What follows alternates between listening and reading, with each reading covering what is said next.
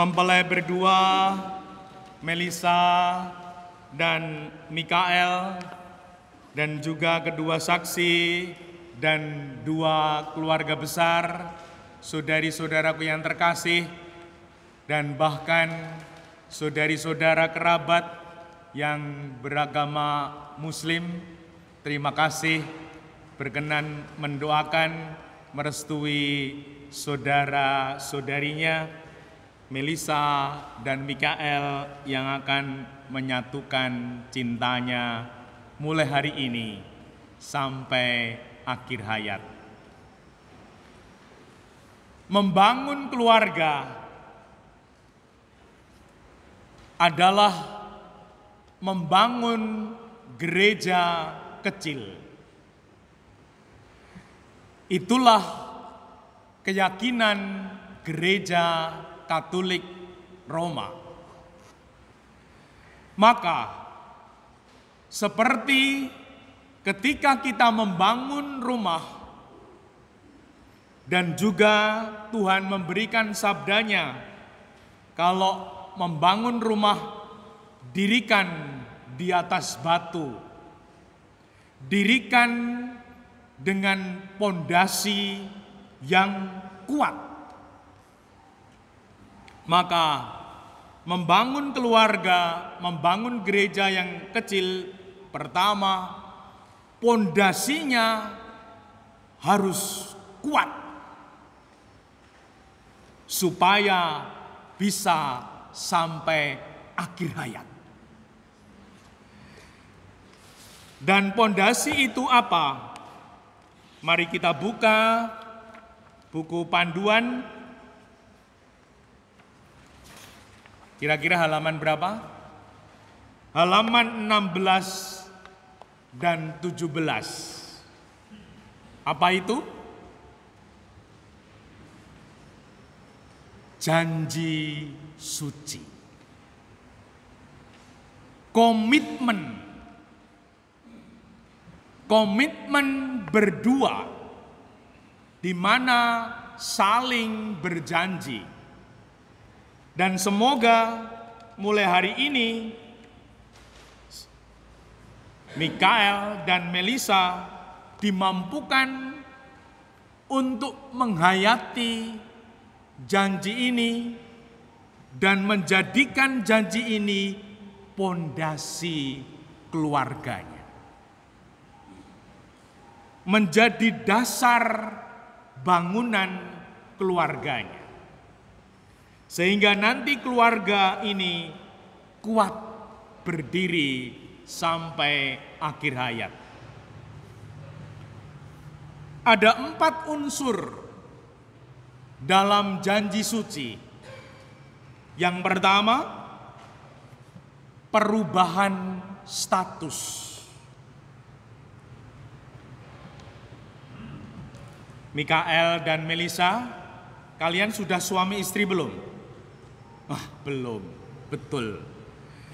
Sekarang belum.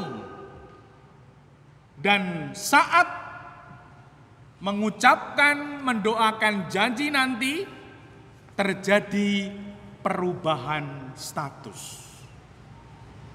Menjadi seperti di sini, memilih engkau untuk menjadi istri dan suami.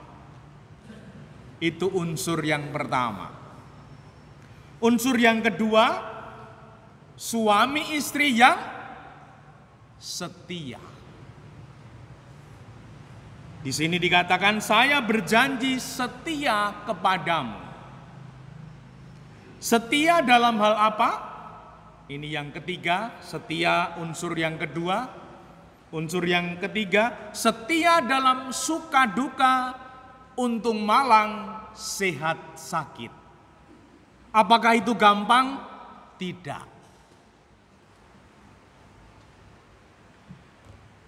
Dan yang terakhir, unsur keempat, setianya, suka dukanya, untung malangnya, sehat sakitnya, sampai kapan? Aku mau mengasihi dan menghormatimu sepanjang hidup saya, sampai mati. Apakah itu gampang? Sekali lagi tidak. Dan baru saja kita tahu banyak keluarga yang bermasalah. Mengapa? Karena fondasinya tak kuat. Maka semoga fondasi Melisa dan Mikael kuat. Dihayati, ditekuni, sampai akhir hayat. Yang kedua, untuk menjalani bahtera keluarga, maka sering dikatakan bahtera seperti kapal. Seperti kapal dalam samudra, ada saat tenang, namun juga akan ada dan dipastikan ada badai. Itu pasti, tidak diragukan.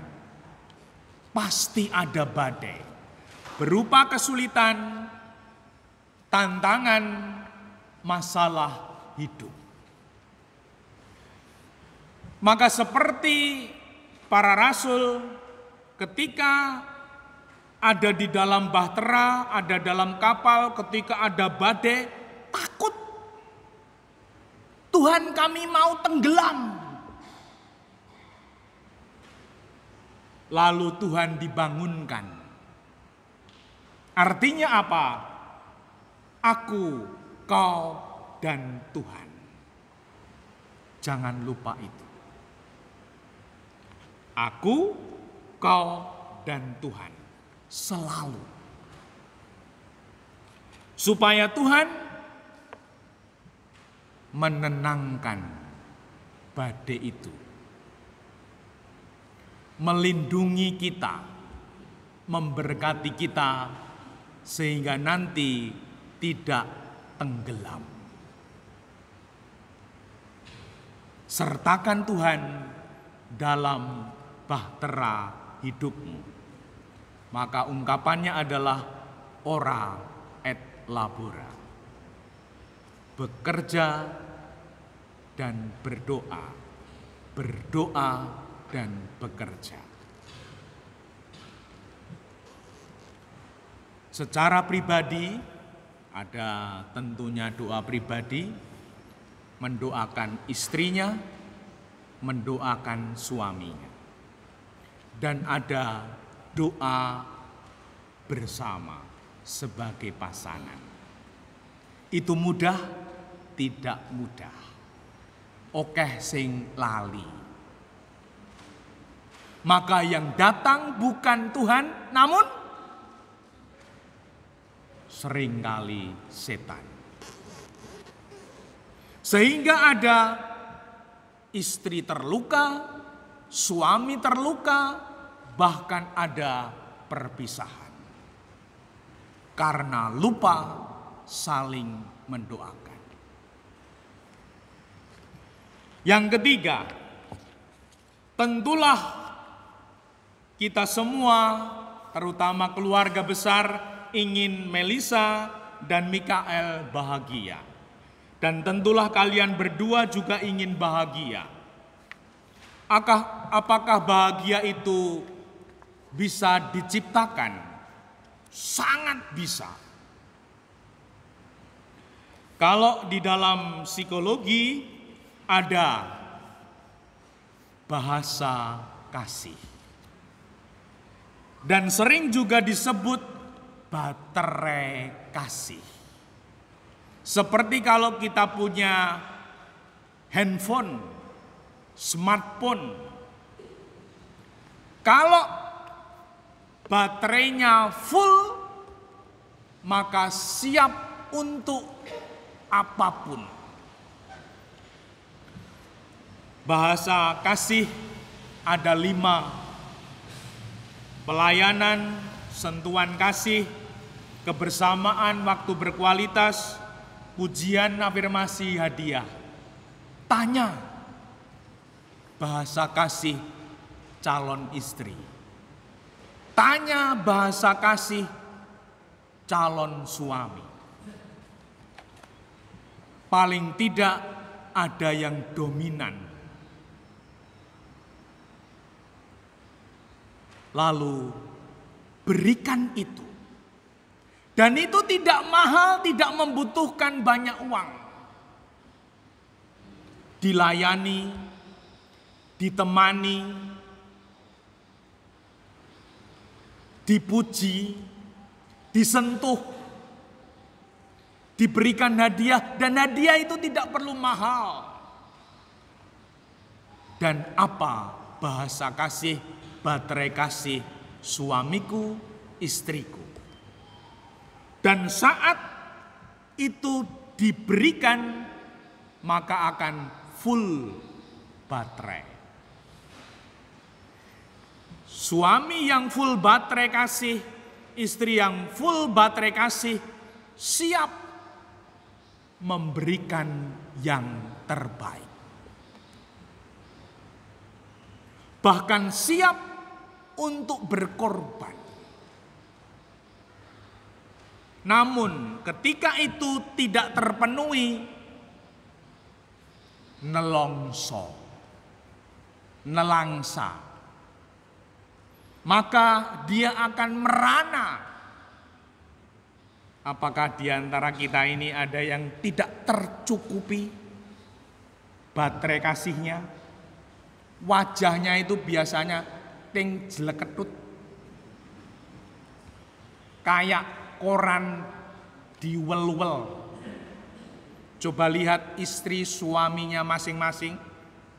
Kalau sampai hari ini istrimu, suamimu makin cantik,